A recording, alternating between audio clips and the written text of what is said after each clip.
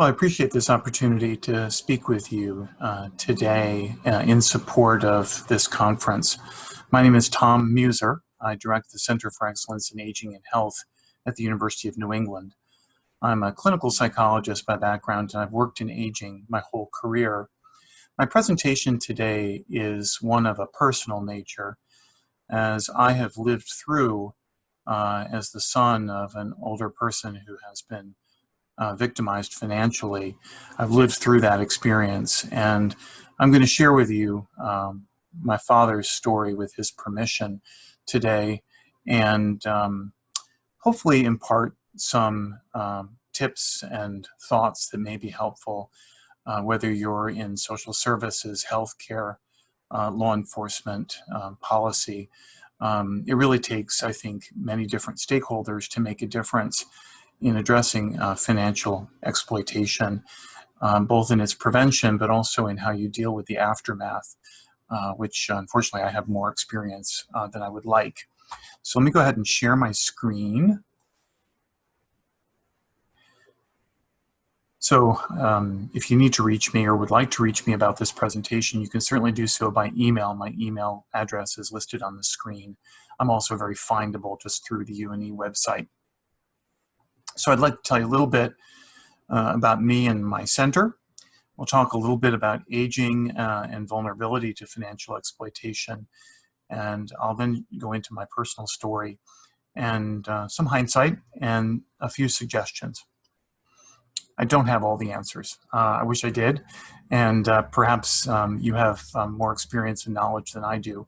I would guess many on this, watching this lecture may feel that way and have that experience. So our Center for Excellence in Aging and Health at UNE formed in 2017. UNE was named an age-friendly university that year by an international group out of Dublin, Ireland. We also received a large gift from one of our trustees to form an aging center. I had the good fortune to be interviewed in early 2018 and hired to start this center in the fall of 2018. Our center is dedicated to inclusive, narrative-informed, and outcome-oriented research on healthful aging. Inclusive, not just in terms of professional disciplines that may be involved in our work, but also with respect to community partners and older adults themselves. I think the strongest research comes when many voices are heard and incorporated. Narrative-informed means that we care about listening to narrative input. I'm a mixed methods researcher. I value both quantitative and qualitative data. And I think incorporating personal narratives, personal experiences into research and policy makes everything better in terms of how we might serve people in real need. We need to take their personal experiences into account. And outcome-oriented, we care about applications. We want to make a difference in the lives of people. The first academic speaker from the outside I invited to UNE in December 2018 was a gentleman by the name of Peter Lichtenberg from Wayne State University. Peter is an internationally recognized expert in financial exploitation of older adults. So that's another, I think, factor in my choosing to speak about this topic for the conference. My center is very collaborative. We've been working very hard our first 2 years to develop strong relationships in Maine and elsewhere. A signature of our center is our Legacy Scholars Program. Adults 55 and older join Legacy Scholars to support research by students and faculty, so they volunteer for studies. They complete an annual survey on health and wellness that helps drive student research at UNE in particular. And they also are part of a lifelong learning community. And prior to COVID, we met regularly, pretty much every other month, for in-person events, educational events, research events, and just fun events to get people together. I think fellowship is an equally important part of our Legacy Scholars Program, as might be the research. We've defined our research agenda by the 7 pillars that I know you can barely read on this little screen. I'm not showing this to you for that purpose, but just to say that we like to think outside the box with respect to research. We like to think about broader themes rather than specific educational or professional disciplines. So our pillars encompass themes that matter in aging, from personal identity, and that can be identity as older, but it can also be identity because maybe you're from the LGBTQ community, maybe because you're from a different racial or ethnic group, because aging is experienced differently. I'm particularly interested in cross-generational exchange, and that's one of our pillars. So I'd be happy to interact with anyone about that. Feel free just to contact me. Since the pandemic began, we've really pivoted our outreach in the community that was in person to online, and particularly using Zoom. I'm recording this using Zoom today. We surveyed our legacy scholars about their interest in engaging with us online. We were concerned about isolation and loneliness from the pandemic. And about a third of our scholars group, which is presently about 500 strong, responded to a survey in March saying, yes, we would like to engage online. We've since added additional scholars who've decided that they would benefit because this pandemic is long-lasting. And we've also opened up our online outreach to any adult 55 and older in the community. We have a weekly peer support group we call Peer Connections that's facilitated by social work students. This has been very popular and meaningful, and people can talk about anything that they want to. It's really born out of the pandemic. And the goal is to be peer support. It's not therapy, but it's been a really special and important experience. And this is a picture of me actually leading one of those groups back in April from my home computer. I'm in my office today. We've also hosted lots of weekly lectures and discussion groups, some by our faculty, some by community volunteers, and some by our own students. We had a lengthy series this summer. One of the most popular series has been our international coffee events, where you make the coffee and we bring the conversation. And we've talked to older adults and aging service providers around the globe by Zoom. And it's been really fun. We've done Iceland and China and South Africa and England and Spain and Italy and some other countries. And we'll do more of those as time goes on. So I mention this because we see this as part of our mission for the pandemic. So we'll be doing this certainly to next summer. And I think my aging center is really now a center without walls that's not just within our university, but Zoom has opened up the world to us, and we want to keep that up. So feel free to join us. You can learn about it through our website, une.edu/CEAH. So why might older adults be vulnerable to exploitation? Well, there are a number of reasons, and if you're attending this conference, you know a lot about this. And so I'll make mention of a few areas of concern. As we age, we're at greater risk for cognitive change. The biggest driver of cognitive change is Alzheimer's disease. It is the most common form of dementia, accounting for 70% of dementing conditions. But there are others. There's dementia that can come from a variant of Parkinson's disease. That's Lewy body dementia. Robin Williams died from Lewy body dementia. There is dementia that can come from and be related to stroke. And there are a host of other dementing conditions that we are concerned about. Risk for dementia increases with age, and so risk increases 5% every 5 years after age 65 on a population level. So 65-year-olds have roughly a 5% risk of cognitive change from all causes. Persons who are 70 and the population in general have about a 10% risk, and you can do the math. So I'm really concerned about ageism, and I don't want to indicate that being older is a problem. In fact, I really appreciate older adults. I do research on older driver safety, or at least I have in the past, and I like to say I'd much rather drive cross country with a healthy 80-year-old behind the wheel than a healthy 16-year-old because of that experience. And I would say actually older adults are in a good position to weather the pandemic because of the decades of life experience. They've lived through tough times in the past, and they know they can get through, and they know we will as a society get through. But age is a risk factor for cognitive change, and it's just a reality, and I think it's one we have to be conscious of. And persons with Alzheimer's and undiagnosed cognitive change are at heightened risk for financial and other forms of exploitation. It just goes with the territory. So early identification of dementia in the community is really important from lots of perspectives, both in terms of getting people treatment for their disease, but also in making sure they have the supports in place and to prevent exploitation. Personality can be a risk factor in that if you are somebody who is very trusting of others stylistically, also if you're very oriented to doing it yourself and to being independent, you might not seek help or check things out with others because you believe you can handle it. So personality can be a risk factor. Mood can be a risk factor. In the case of the story I'm going to tell, my father lost my mother, and he didn't do well, and his mood and his grief and his sense of isolation all led to the financial exploitation, or at least contributed to it. So being aware that depression and anxiety concerns or acute loss and grief, these are things that we need to be conscious of. Persons who are isolated and yearning connection with others might pick up a phone and talk to a stranger and not realize that stranger is there to really exploit them and not support them. And those who are good at this, the predators out there, know how to build trusting relationships with people who are vulnerable. The other thing I'd say with older adults is that in many ways, they're the holder of the resources today. Older adults are, the largest proportion are still homeowners. They have nest eggs through retirement funds. They have pension funds.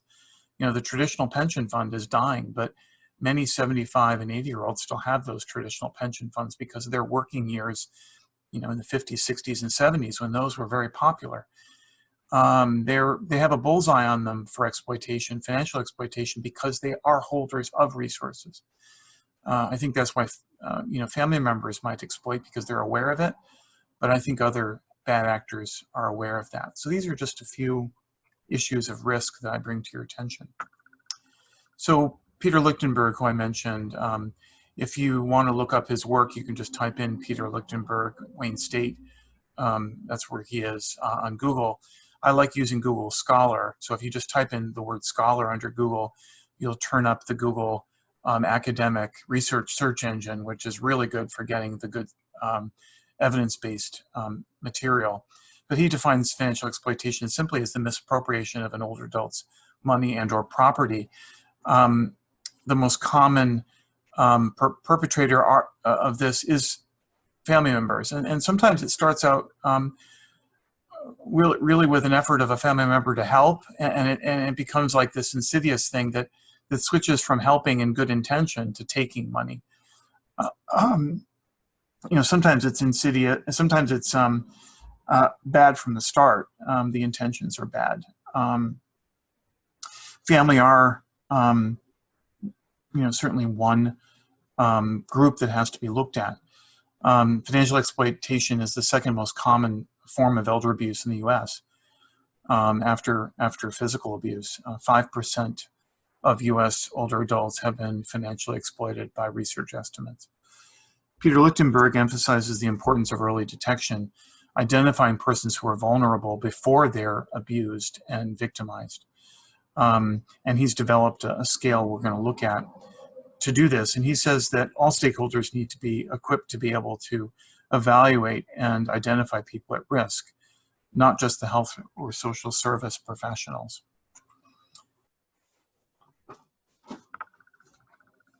So this is Dr. Lichtenberg's model for understanding financial decision-making in older adults. And it's linked with his Lichtenberg Financial Decision-Making Rating Scale, or LFDRS. That has two different forms, a long or full form and then a short form. I will provide a PDF packet of material about his work and that scale to the conference organizers to send out by email to everybody or to make available online. Be looking for that. It's possible for someone to have intact intellectual factors with respect to making an informed choice and decision. So there are 4 components of decisional competence or capacity that we often think about. The graph or table at the very bottom here is from another research paper. It's based on work by Grisso and Applebaum and Moy. All of these investigators are really leaders in this field as well. These would be other names to look up if you did do a Google Scholar search. So the components here of decisional competency or capacity would involve understanding, the ability to comprehend the basic elements of the choice at hand, whatever it is. This table at the bottom links to health-related decisions, but it could be financial, it could be anything that's significant. So you have to understand the pieces or elements. You have to appreciate their relevance with each other and to the larger context. And so how does it all fit together? You have to be able to reason among your various options and draw into your reasoning the factors that are relevant to making a good decision. And a good decision may be an objectively good decision relative to evidence, but it also can be a good decision for you as a person. And this is where values comes in, and personal objectives and goals. With respect to finances, some of us are willing habitually, based on who we are by our character, to tolerate more or less risk. People differ in that. People also differ on their financial knowledge that they've developed over their lifetime. So, in the case of myself, I think I have good financial competence, but quite honestly, my wife is better at it. My wife does the family money, and I'm glad that she does. So, and then the last part of it is the ability to express an informed choice. So it's to work through understanding, appreciating, and reasoning to make a choice that makes sense. Now, it may not be objectively the perfect choice relative to what a large group of other people might think, but this kind of capacity to decide is what you as an individual believe is best, and others would generally understand you've made a reasoned decision, even if they disagree with your decision. So the Lichtenberg scale evaluates these components, and it could be a person has intact intellectual factors for financial decision making, but that other factors, contextual factors, as the arrows point to, might influence a person's integrity of financial decision ability on the right side in a specific moment or period of time. Maybe it's a period of significant life stress or challenge. Maybe it's, so it's possible that one's situational financial awareness may be compromised, even though your innate ability if you're handed a case study, your innate ability lets you make a good choice, but in a life situation, your financial situational awareness may be compromised for one or a number of reasons. It could be compromised by the psychological vulnerabilities we just talked about. Your mood, it could be that you're in a loss situation and you're in great distress. It could be that there's undue influence by a bad actor that's placed upon you. And so this is part of assessing whether a person is at risk and understanding the context. And as we'll talk about in my own story, context matters. And there's a lot more to it than you originally think about. So my story is about my father. And he's given me permission to share this story with you today. But I'm sharing this in a video that's going to be posted for a time-limited period and only with you as attendees of a conference about elder abuse. I would ask that you not share the specifics of this story, and particularly not my name, with other people. And I would ask, too, that you just be discreet in terms of your approach to this. That doesn't mean I'm not unwilling to share this again or to consult on aspects of this. So feel free to reach out to me. I'll let you know if I can help, if you have a particular need or not. I think, as I said at the beginning, I know a lot, but I don't know all, and it may well be that a lot of you know much more than I. So these are my parents. This is on their wedding day. I love this picture. I love seeing them so happy. You can probably see some resemblance to me. These are my parents about 10 years ago. This was right before my mother became ill with a number of interconnecting illnesses that eventually led to her death in 2014. This is my father today. This is a shot taken just about a month ago. And the good part of the story is that he's doing very well right now. We're past the exploitation. Everything is really fine. And I'm quite proud of my dad. And I'm quite pleased with the fact that I, at 56, almost 57, still have a living parent. It's a real gift. And I count my dad as one of my friends in addition to being my father. My parents had great interest in history. They loved anything history. My mother was a genealogist too and traced her family roots back to the 1600s. And collecting coins was always something they did. In fact, my mother's mother collected coins. And so the historical value of coins was always something. And we had it, my siblings and I won't talk much about my siblings, but we had these little blue books, perhaps you did, and we collected coins. And my parents also would buy from like the Franklin Mint, the commemorative coin sets, small purchases, $20, that kind of thing. And they love to present these little coin things as gifts. So I offer this by background because this is part of the story of exploitation that's to come. A hobby turned into something different. My mother was always the financial manager of the family and took great pride in it. In fact, professionally, she was a bookkeeper before she retired. And I never thought anything of it. It was just what she did. In the context of my dad in the family, mother always kidded that she gave my dad an allowance. He accepted her as the financial manager, even though actually he was an accomplished businessman in finance. But in the division of labor in their household, she always managed the money and gave him the allowance. He also maintained his own bank account for sort of his play money. He was somebody who enjoyed doing investing work and was a bit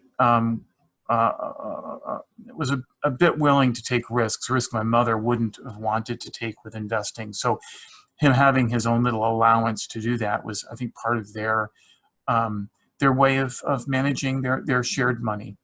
And so this division of labor, though, had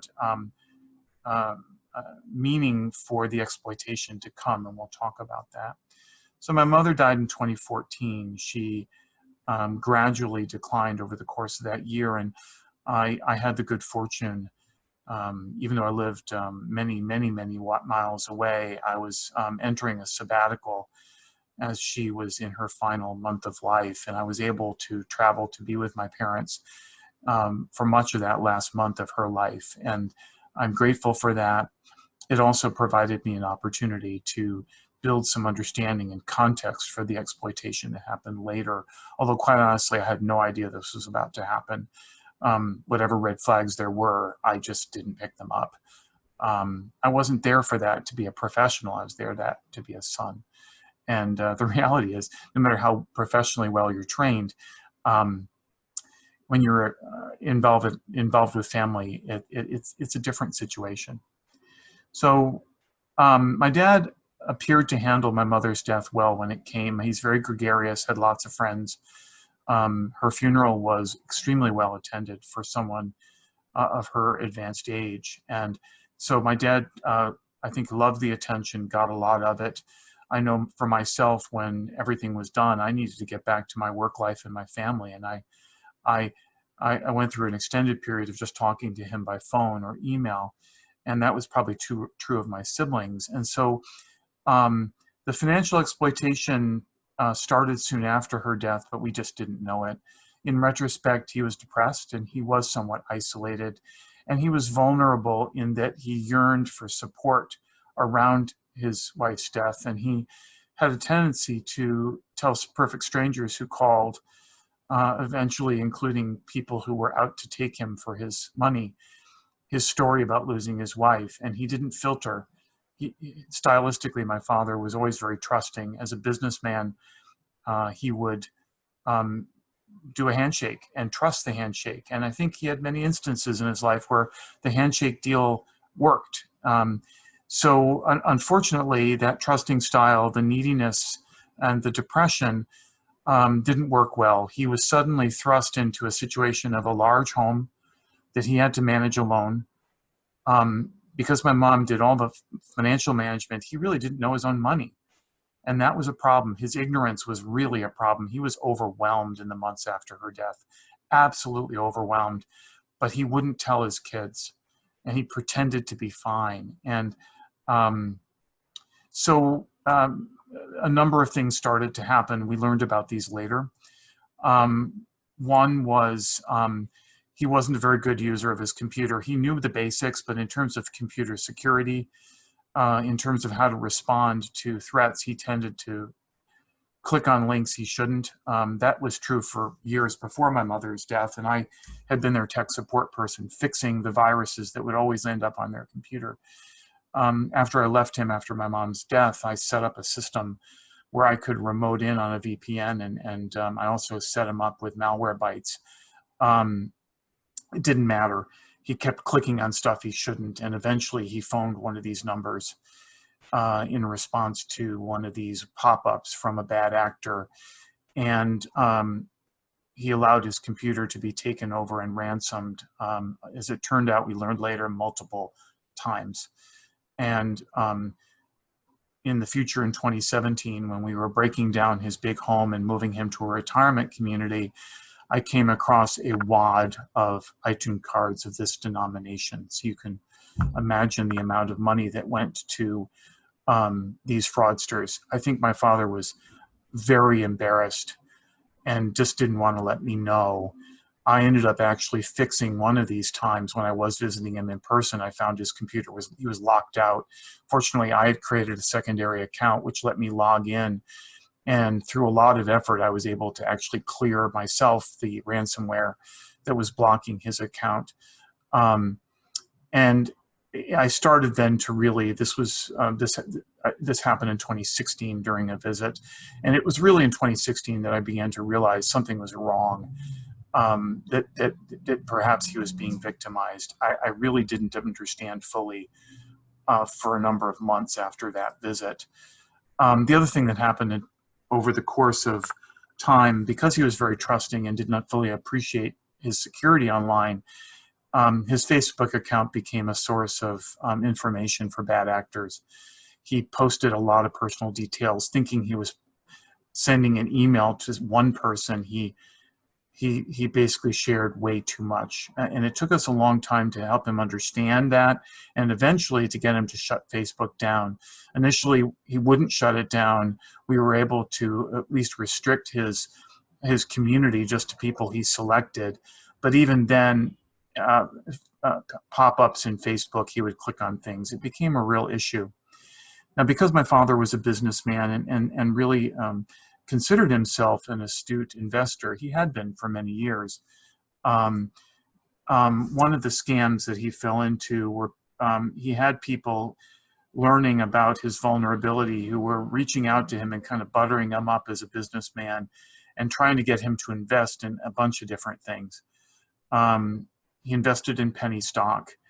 Initially, this was low-level stuff, and he did do some of this kind of investing prior to my mother's death. And so some of the people just knew he was willing to take these risks, and so he started taking some risks.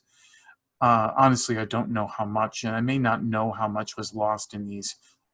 Some of them were buying stock. Some of them were just deals with private entrepreneurs who he would develop some kind of legal paperwork with to give them his money and invest, quote unquote.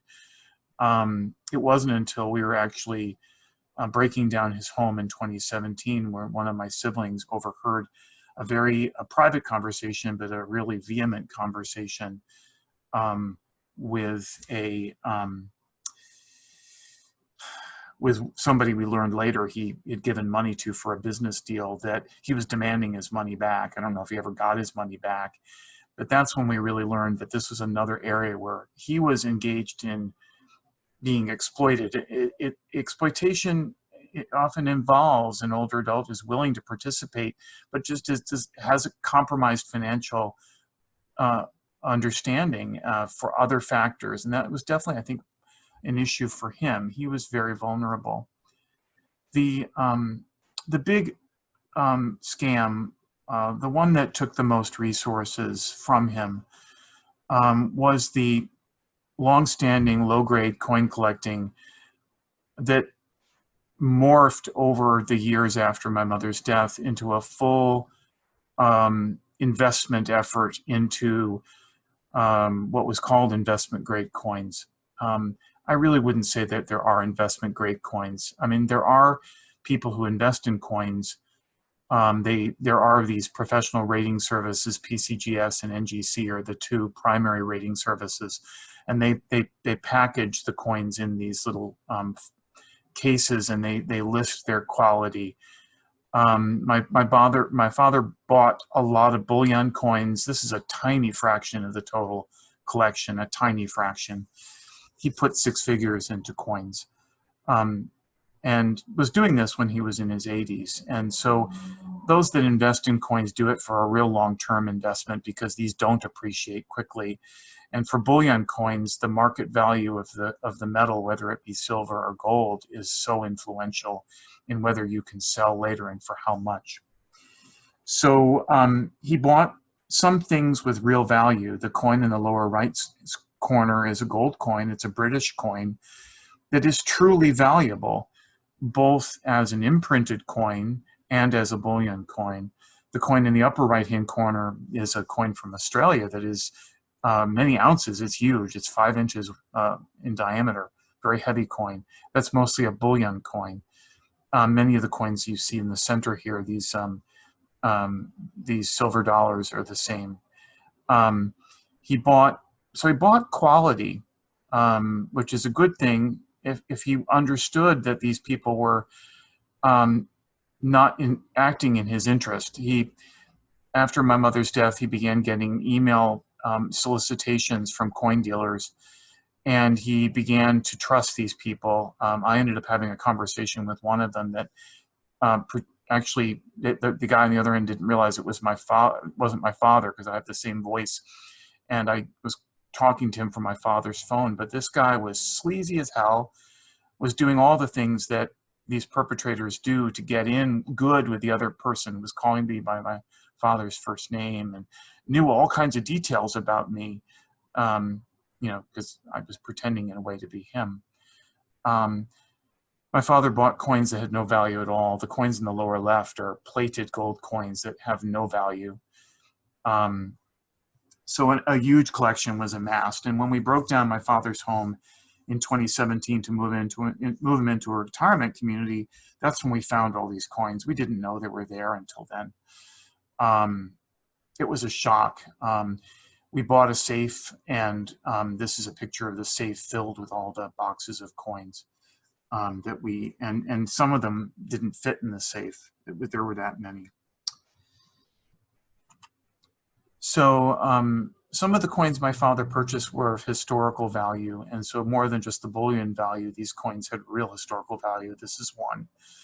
The problem was he bought these coins at 2, 3, 4, 5 times their actual value, because the sellers were claiming they were great investments and they were giving him a great deal, and he bought into it.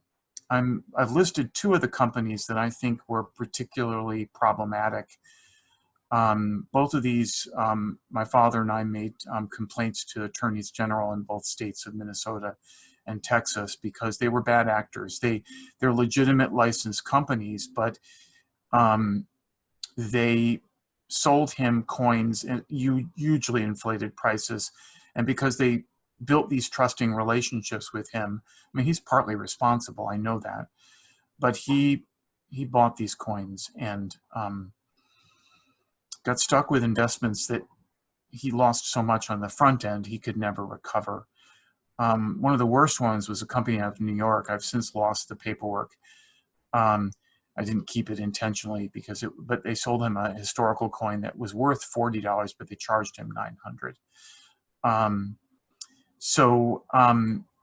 We did a number of family interventions around the time of breaking down his home, and we really knew the extent. We actually uh, it wasn't one intervention. It had to be gradual. It had to be done by protecting his sense of his own integrity and his own privacy. But we got there eventually. For a time, we even had him sign over financial power of attorney, but it became clear that that was so uncomfortable for him that he chose to negate that. The good news is that he cooperated with us after. And I can say that part of the success of our interventions was that we gave him room to adjust to the reality, because initially he didn't realize how badly he had been taken. And he had to come to terms with that for himself. I became a pro in coin collecting. I had to. I had a humongous collection to divest. And so I did a lot of reading and studying. I know a lot about this area now. I'm never going to collect coins myself, but I know a lot. Initially, I worked with some reputable coin dealers to divest parts of the collection where I felt like I could at least recover 50 cents on the dollar. And I'm grateful to the coin dealers we worked with who were honest. I only went with Better Business Bureau, A+ accredited coin dealers. And these guys, actually they were all men, but they could have been women. All these men told us, you know, we really can't give you anything financial back on most of your collection. These are the coins we can give you the most so you don't lose as much. And then they said, you know, these coins, you might do better on eBay than selling with us. So I became a real eBay pro seller for coins. And I ended up recovering, in the end, about 30 cents on the dollar across the full collection, which was pretty darn good, given the circumstances. Some of the monies went back to my dad because we really had to communicate to him that we trusted him. Some of the monies did go to an account that my siblings and I manage, and it's a rainy day fund that my father fully approved. But he recognized that, you know, if something went wrong with him in the future, he wanted his kids to be able to help him. So we've got that. We did move him into a nice retirement community, despite the fact that he lost a lot of his savings. Fortunately, he had 2 traditional pensions and good Social Security, which is enough to pay the bills. And that's a you know, positive in this story. And the end result is a good thing. Has he been completely good with his money since? No. We've done the same thing that our mother did, I think. We've allowed him some room to make mistakes and to buy things. One of the more recent purchases that we just rolled our eyes was this super healthy olive oil. This is the actual olive oil that he gifted to his kids. Well, he spent $50 a bottle and he bought multiple bottles. This is not worth more than $10 a bottle, to be quite honest. But you know, you have to pick your battles. You have to give and allow the person to make their own mistakes. And I'm glad that my siblings and I are willing to do that. Some families, I think, have a knee-jerk response and go too far the other way. Ultimately, it's only money, and the care and family relationships matter more. And supporting the older adult to be as independent and self-determining is also really important. I'm really sensitive to being ageist, and I don't want to be ageist toward my own father. Try not to be ageist toward others that I work with professionally. So it's a tough one with financial exploitation because advancing age does place a person at greater risk. That's just the reality. So reflecting back, I think, you know, hindsight's always 20/20. If I could do this again, I think I would have liked to have paid more attention to my dad right after my mom died. I didn't realize how depressed and lost he felt. He didn't want to tell me. He didn't want to worry his kids. But it was a demanding thing to take on. And I didn't realize he didn't know his own finances, and that's the other part of it. So if I could go back, I would do more to support him in that early stage. Just because he worked as a financial guy doesn't mean that he couldn't become a victim. That's, I think, another piece of it. I thought, well, he knows how to do this stuff. He really didn't when it came to his own finances. I mentioned the call that we overheard him make. And I wish that we had paid a little bit more attention to that and asked him about it. I know he would have been very defensive. We did a little bit of asking, and he was.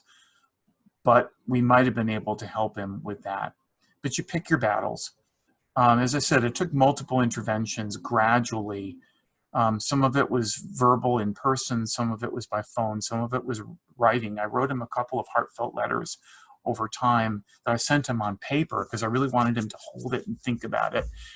And that gradual effort over the course of about a year worked. So today we're I think we're in a good spot, and that's the positive of this. I think that's probably why I'm willing to tell the story, because everything did work out. And I'm really grateful to my dad for letting me tell you this story today. And I hope that by telling it, I imagine most of it's probably familiar, but maybe there are some bits and pieces that are helpful for the work that you do with and for older adults. I think, my father was vulnerable after a death of a spouse. And I think that's one of the marker events, a death, that I think is really one to be conscious of with respect to financial exploitation. And I think hospice professionals and health professionals can educate people that, after the death of a spouse, the surviving spouse may be at risk, and this is why. This is something I think even funeral directors could do as well with families. I don't know personally about family members as perpetrators. Families often are perpetrators, and as I said earlier, sometimes this just happens in an insidious way. There may not even be intent to harm. You get stuck into it and you find uses for the money and you don't even realize you're exploiting.